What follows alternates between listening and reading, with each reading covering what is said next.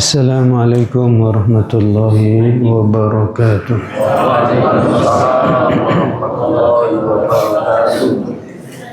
Alhamdulillahi rabbil alamin. Wassalatu wassalamu ala asyrafil anbiya'i wal mursalin nabiyina Muhammadin wa ala alihi wa sahbihi ajma'in. Asyhadu an la ilaha illallah wa asyhadu anna Muhammadan abduhu wa rasuluh. An Ammar bin Yasir radhiyallahu anhu qala dari Ammar bin Yasir radhiyallahu anhu qala dia berkata, sami'tu Rasulullah sallallahu alaihi wasallam yaqul, aku mendengar Rasulullah sallallahu alaihi wasallam bersabda, inna tula salatir rajuli, sesungguhnya panjangnya salat seseorang, wa qasara khutbatihi, dan pendeknya khutbahnya, ma'innatun min fikhihi, adalah merupakan tanda dari kefakihannya, kealimannya dalam agamanya. Fa'atilus salata, maka panjangkanlah salat, wa aqsiru al-khutbata, dan pendekkanlah khutbah. Wa inna minal bayani sihra, dan sesungguhnya di antara bayan, ucapan atau khutbah atau retorika, itu bisa menjadi sihir. Rawahu Muslim. Hadis ini diriwayatkan oleh Imam Muslim, dan di dalam Sahih Muslim disebutkan bahwa suatu saat Ammar bin Yasir itu khutbah. Khutbahnya pendek sekali. Lalu kemudian ada seseorang yang mengatakan, ya Abul Yaqdhan, julukan daripada Ammar, Abul Yaqdhan, laqad ablaghta wa awjazta falau kunta tanafasta. Sungguh sangat jelas apa yang kamu sampaikan, yang kau sampaikan, dan sangat pendek, ringkas. Sekiranya engkau berkhutbah lebih panjang. Faqal, maka dia mengatakan sebagaimana yang kita bacakan tadi, inni sami'tu Rasulullah sallallahu alaihi wasallam yaqul inna tula salatir rajuli wa qisara khutbatihi ma'innatun min fikhihi.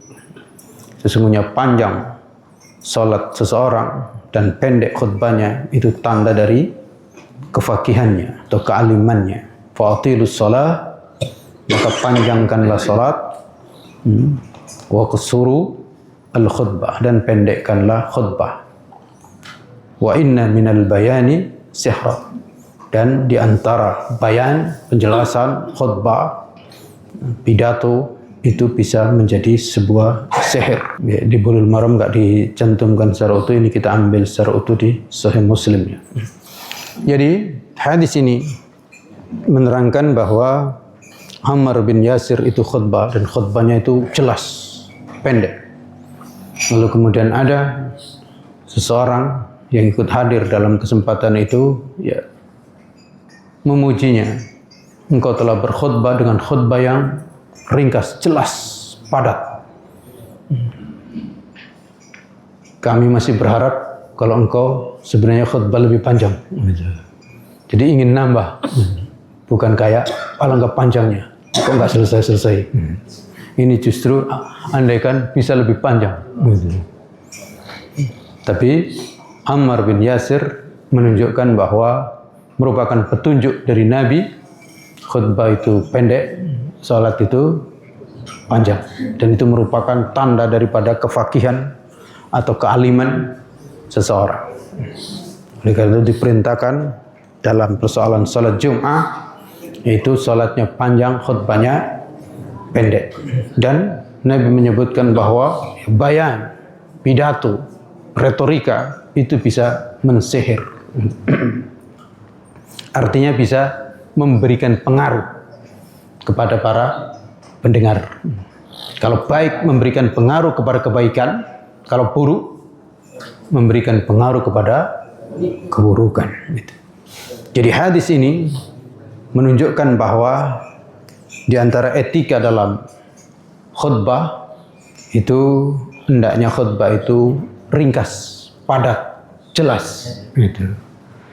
Tidak bertele-tele. Hadis ini juga menunjukkan khutbah yang bagus ya padat, ringkas, pendek, nggak usah panjang-panjang. Tapi ukuran panjang dan pendek itu adalah ukuran khutbah. Ukuran khutbah sesuai dengan adab, bahkan syarat apa yang harus dibaca dan tidak mengurangi. Jadi isinya ada. Isinya ada. Jangan karena pendek isinya nggak ada. Tidak berisi sama sekali, langsung kemudian selesai karena pendek, klub pendek. Bukan begitu. Tapi berisi, baligh, jelas, dan tidak membuat orang bosan dan orang merasakan ada manfaat. Begitu juga dengan panjangnya salat. Hadis ini menunjukkan bahwa memang salat Jum'ah relatif perlu agak panjang. Tetapi tentu saja panjangnya salat adalah sesuai dengan ukuran panjang salat. Ya, Nabi sendiri membaca rata-rata al-a'la dan al-ghasyiyah, maka sekitar itu yang dimaksud dengan panjang.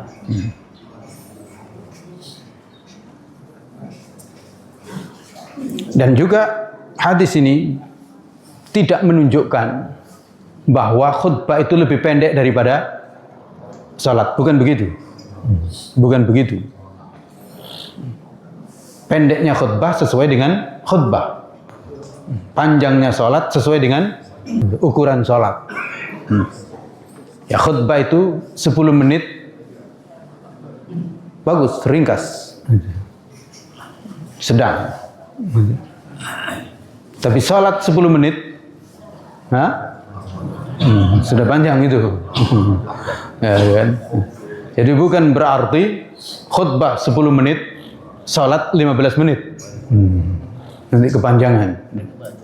Termasuk khutbah itu sekitar 20 menit, 15 menit masih ya sedang. Asal ada isi. Gitu. Bahkan dalam kondisi tertentu, ya 30 menit juga bisa saja pendek. Tergantung siapa yang berkhutbah dan apa yang disampaikan. Gitu. Tapi untuk sholat 30 menit, kemeng sudah. Ya kan? Gitu.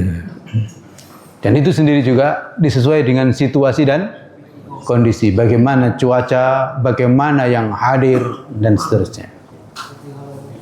Berikutnya. Disinilah pentingnya al-fiqh atau ilmu. Orang yang berkhutbah, orang yang menjadi imam, hendaknya memahami agama dengan sebaik-baiknya, yaitu disebut dengan fikih. Hendaknya orang belajar fikih, tata aturan di dalam agama. Ada fikih terkait dengan sholat, ada fikih terkait dengan khutbah, ada fikih terkait dengan melihat kondisi yang disebut dengan fiqhul waqi'. Jadi khatib atau imam itu faham ajaran, faham aturan yang disebut dengan fikih, dan juga faham jamaah, faham cuaca, faham kondisi. Ini sedang BBM antri atau tidak? Orang yang mengerti agama mengetahui itu. Sehingga ini bagaimana kondisinya? Kalau kira-kira semuanya ingin segera ngantri, maka cepat-cepat. Udah tahu orang mau segera ngantri, panjang sekali.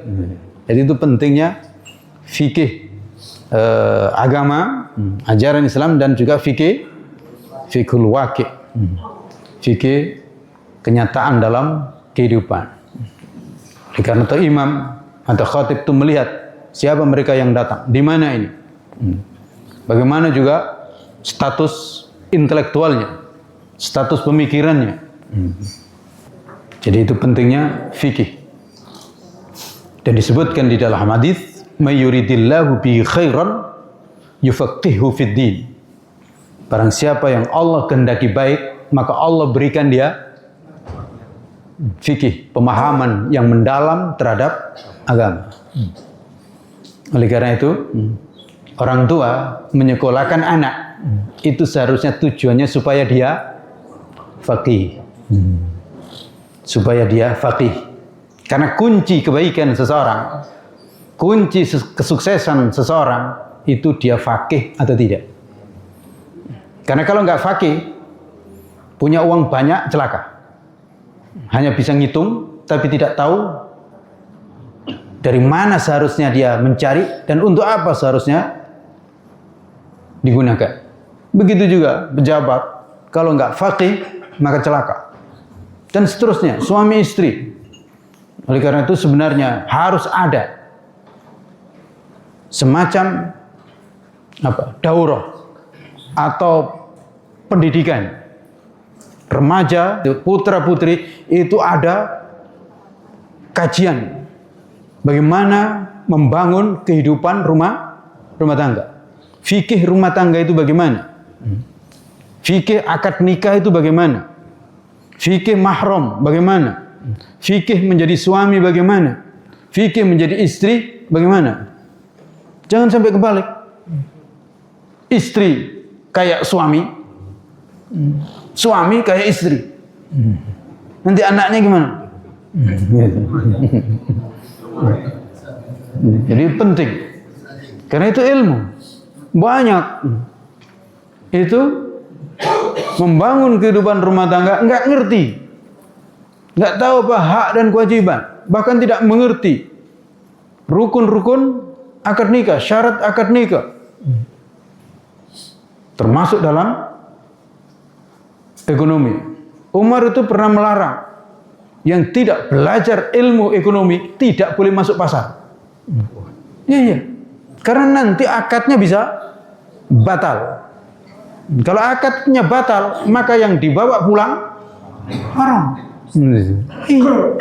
Maka harus belajar akad, belajar jual beli, dan seterusnya. Itulah pentingnya ilmu fiqih.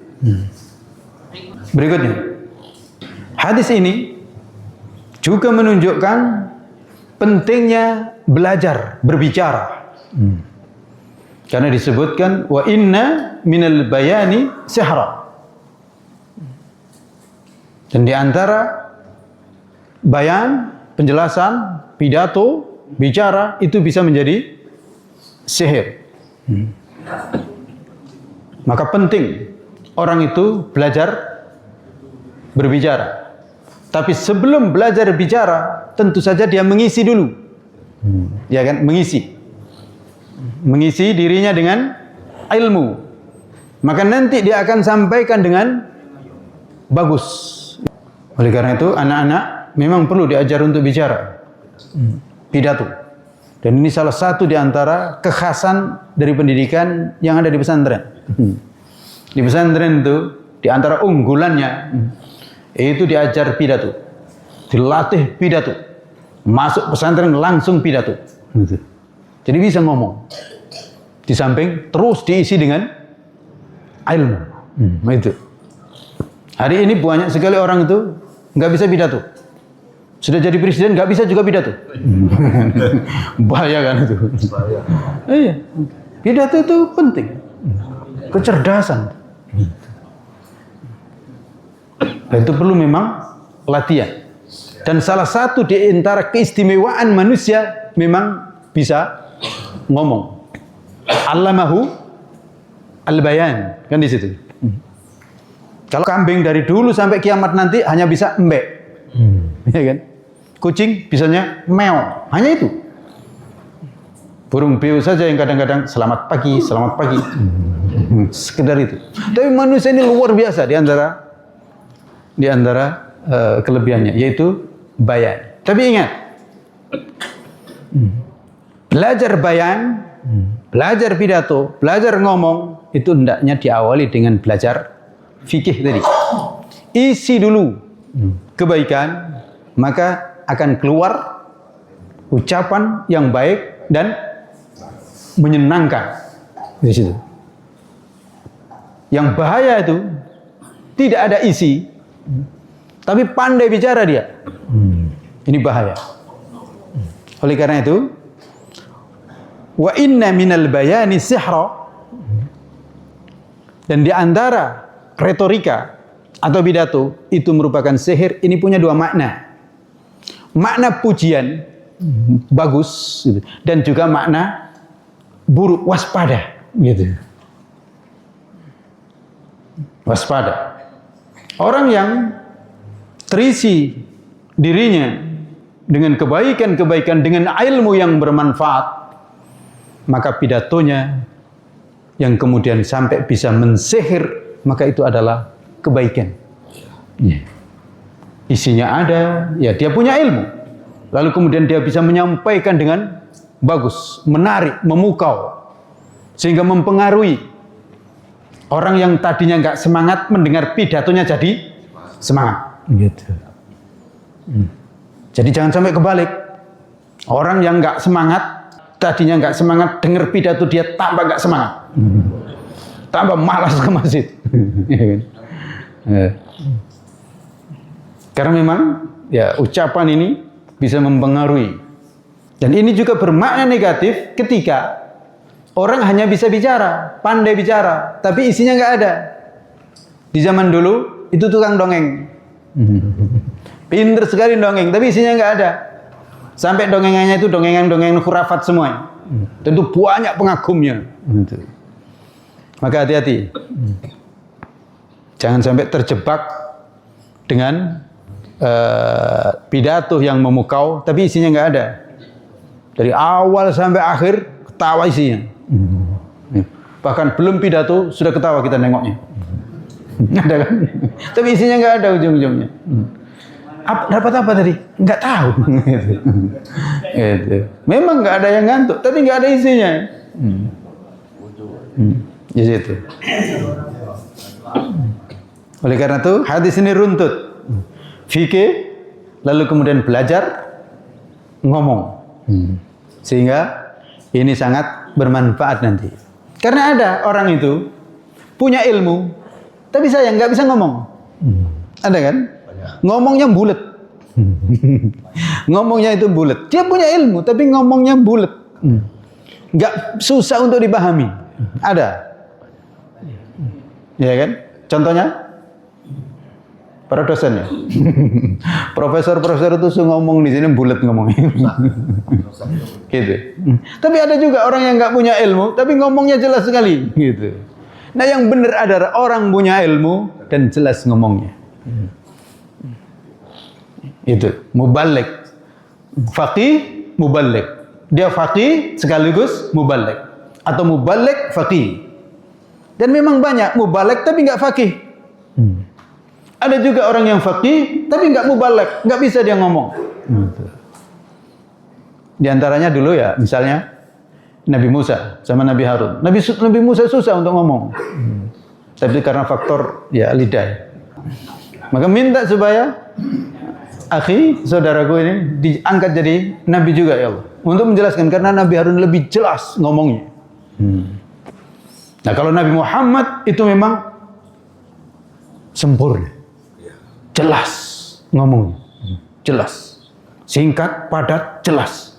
Dan itu salah satu mukjizat Nabi Muhammad, yaitu Nabi Muhammad itu dikasih jawami'ul kalim.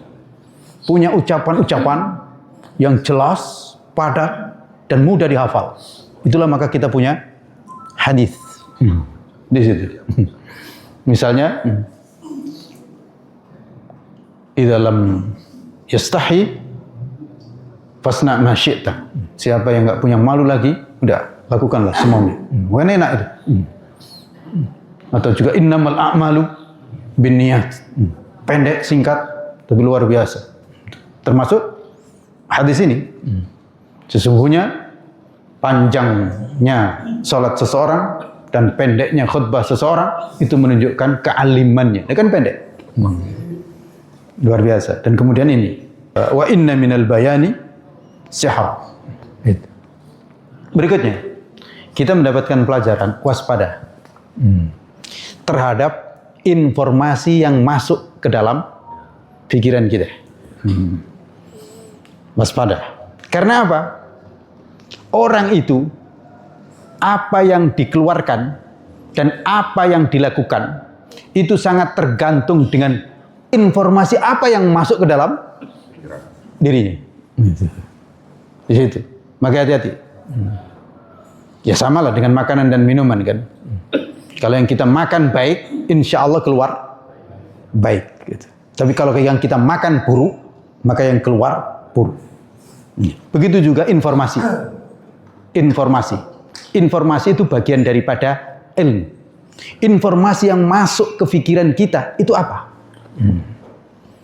Kalau informasi yang masuk ke pikiran kita itu adalah bahwa kalau anak sekolah tidak menjadi PNS, maka itu berarti gagal. Maka itulah yang menjadi prinsip hidup kita. Kalau itu yang masuk. Kalau yang masuk ke dalam pikiran kita itu adalah informasi bahwa kalau kita nggak makan MBG, maka kita tidak akan terpenuhi gizi. Maka itu nanti yang masuk. Iya. Kalau yang masuk ke dalam pikiran kita itu adalah kalau kita tidak hutang ke bank, maka kita tidak akan bisa usaha. Maka itulah yang masuk. Ibu-ibu, kalau yang masuk ke informasi itu dua, telinga sama mata. Kalau informasi yang masuk itu kalau perempuan tidak pakai lipstik berarti nggak cantik, maka itulah yang akan dilakukan, ya kan? Kalau kita punya anak perempuan, kok bulu matanya tidak diotak-atik, maka itu tertinggal.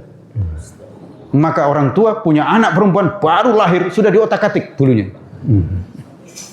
Dibelikan apalah itu dan seterusnya. Karena sangat tergantung dengan informasi yang masuk.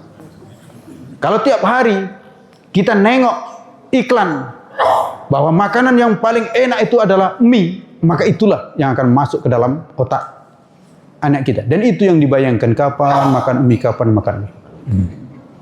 Termasuk juga kalau informasi yang masuk tidak bisa hidup itu kalau nggak punya HP, nggak main HP, maka itulah yang akan dikejar, yang dilihat. Ini sangat penting tentang informasi. Oleh karena itu sejak dini suplai diri kita dan anak-anak kita informasi yang benar. Apa informasi yang benar itu? Inna asdaqal kalami kitabullah. Sebaik-baik ucapan adalah kitabullah. Informasikan kepada diri kita. Kitabullah. Dan seterusnya.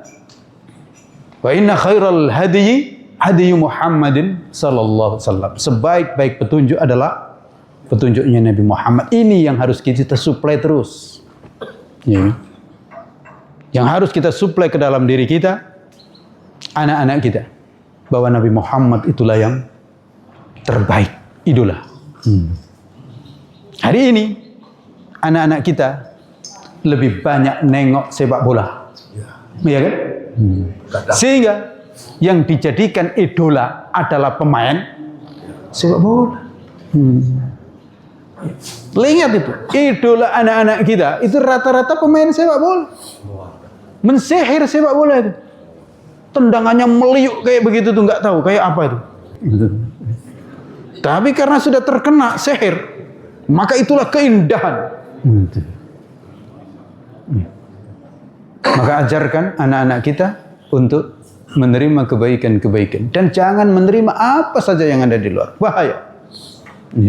Maka tunjukkan Nabi Muhammad, ceritakan tentang Nabi Muhammad. Termasuk kaum wanita, ceritakan tentang Khadijah, tunjukkan Ummuna Aisyah dan seterusnya. Kalau enggak, bahaya. Si artis itu yang jadi idola. Pemimpin politikus itu yang jadi idola, padahal ngemplang uang rakyat terus. Misalnya di sini, ini perlu diketahui oleh guru, oleh orang tua dan oleh kita sendiri, bahwa ucapan kita, tindakan kita itu sangat dipengaruhi oleh informasi yang masuk ke dalam otak kita. Di situ. Di situ. Maka lihat HP, lihat ceramah itu, tengok ini siapa ini ceramah ini. Ini siapa dia? Gitu. Jangan buru-buru, kagum dulu. Tapi pastikan dia siapa. Benar enggak untuk dilihat? Benar enggak untuk didengar? Karena Ibnu Sirin mengatakan, innal ilma minad din fanzuru mimman ta'khudhu dinakum. Ilmu itu bagian daripada agama. Maka lihat dari siapa kamu ngambil agama itu. Ini yang sering kita sampaikan kan. Ilmu itu agama. Maka lihat siapa dia. Kok bisa mengajarkan anak saya ini? Gitu. Saya kemarin keliling ke Jawa, itu diantaranya adalah isbatus sanad. Mengisbat sanad. Saya dulu belajar dengan ini. Dan alhamdulillah terakhir ketemu dengan guru yang masih hidup. Dan saya dipegang tangan saya. Itu Salim Sigaf Al-Jufri. Itu saya akui sebagai guru saya. Karena beliau memang mengajarkan pakai kitab. Dan beliau sendiri ngajarnya lepas kitab. Gitu. Ngajar di kelas kitab Bidayatul Mujtahid. Bidayatul Mujtahid. Itu beliau nggak pegang kitab lagi. Dan jebolan Madinah. Satu lagi mirip juga. Yaitu Ibrahim atau Sya'ban. Itu sama juga. Nggak pegang kitab lagi. Dan beliau tuliskan. Nggak pakai nengok. Itu jebolan Mesir. Jadi alhamdulillah saya punya 2 sanad, Madinah ada, Mesir ada, dan sebelumnya di pondok pesantren Mas Bambang Ki Haji Najih Ayat. Maka saya sampaikan juga kepada kawan-kawan, ingat ini sanad. Karena kita harus melihat dari mana kita dapatin dan siapa dia. Dan kita pesankan kepada semua orang tua, termasuk hari ini heboh tentang pesantren. Betul, perlu diketahui ya, ucapan Menteri Agama itu ada benarnya, bahwa tidak ada tempat pendidikan yang lebih aman daripada pesantren. Tapi beliau agak dibully orang. Padahal ucapan itu benar. Tetapi tidak semua pesantren. Tengok, gitu. Tengok sanadnya ini, gitu. Memang ada pesantren-pesantren gadungan. Gitu. Sama lah Imam Ghazali menyebutkan, tidak semua ulama itu bagus. Ada ulama syuh. Gitu. Iya, sama. Gitu. Di situ. Maka lihat pesantren ini bagaimana. Pesantren ini bagaimana. Dan jangan digebyah uyah sama semua asin. Pesantren yang terjadi masalah misalnya itu pesantren mana? Siapa dia? Gitu. Jangan sembarangan, gitu. Lalu kemudian semua pesantren buruk, tidak. Insya Allah ya, pesantren di Indonesia ini ya lebih banyak yang baik daripada yang buruk. 1-2 yang ada masalah itu. Tapi dasar rumus nila setitik rusak susu sebelanga. Iya, nila setitik merusak susu sebelanga. Tapi kalau nila sebelanga, kena nila setitik, ya memang itulah. Gitu. Oh, nila dengan nila, gitu. Di sini, maka jangan keliru dalam menilai sesuatu. Tapi gara-gara terus diviralkan, seakan-akan semua pesantren buruk, ya kan? Di situ.